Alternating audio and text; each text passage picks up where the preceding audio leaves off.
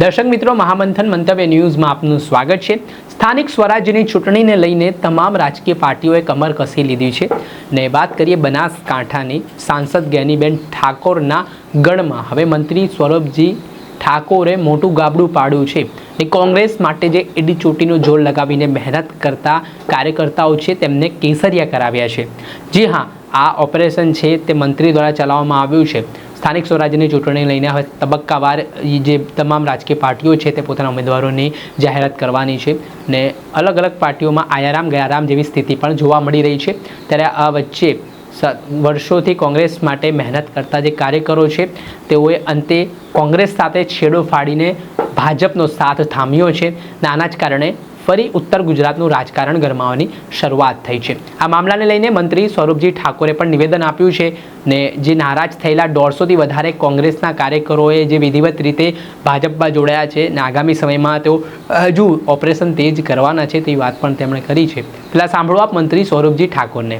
મીઠા જિલ્લા પંચાયતના કાર્યકર્તાઓ ખૂબ જ મોટી સંખ્યાની અંદર 1000થી વધારે જે મારા કાંતિભાઈ ઠાકોર છે એમના સમર્થકો સાથે 1000થી વધારે લોકો જોડાયા છે અને સમગ્ર ભાભર તાલુકાની અંદર જે પણ જિલ્લા પંચાયત હોય તાલુકા પંચાયત જે લોકો એને જીતાડવાનું કામ કરતા હતા એ જ લોકો આજે ભારતીય જનતા પાર્ટીના વિકાસને જોઈ અને ભારતીય જનતા પાર્ટીના પરિવારની અંદર જોડાણા છે તેમને ખૂબ ખૂબ અભિનંદન પાઠવું છું।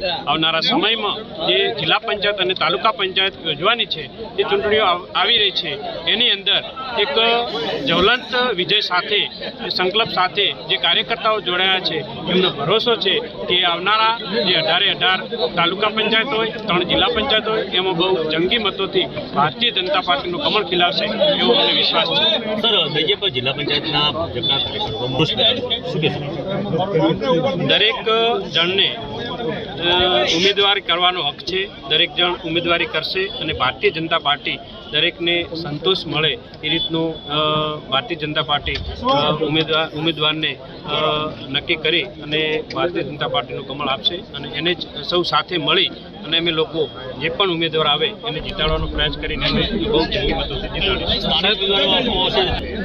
સ્થાનિક જ ઉમેદવાર આવતો હોય છે, જ્યાં જઈએ ત્યાં સ્થાનિક જ ઉમેદવારની પસંદગી હોય છે એટલે ભારતીય જનતા પાર્ટીનો જે પણ નિર્ણય હશે એ લોકોને સ્વીકાર્ય હશે અને લોકો જંગી મતોથી કમળને વોટ આપીને જીતાડશે।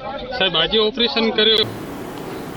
જી, આપે સાંભળ્યા હતા વાવના ધારાસભ્ય સ્વરૂપજી ઠાકોર જેઓ ગુજરાત સરકારના મંત્રી છે ને આપ જાણો છો કે વાવ બેઠક એ એક સમયે ધારાસભ્ય તરીકે રહેલા જ્ઞાનીબેન ઠાકોર જેઓ હાલ બનાસકાંઠાના સાંસદ છે તેમની રહી છે ને વાવ બેઠક પર જે પેટા ચૂંટણી થોડાક સમય પહેલાં થઈ હતી તેમાં પણ આ બેઠક કોંગ્રેસે ગુમાવી હતી। ત્યારબાદ હવે સ્થાનિક સ્વરાજ્યની ચૂંટણીમાં મંત્રી સ્વરૂપજી ઠાકોર આ બેઠકને વધુ મજબૂત કરવાના પ્રયાસો ભાજપ તરફી કરતા હોય તેવું દેખાઈ રહ્યું છે। દર્શક મિત્રો, આવા જ નવા વિડીયો સાથે આપણે માહિતગાર કરતા રહીશું એટલે મહામંથન મંતવ્ય ન્યૂઝ જોતા રહો।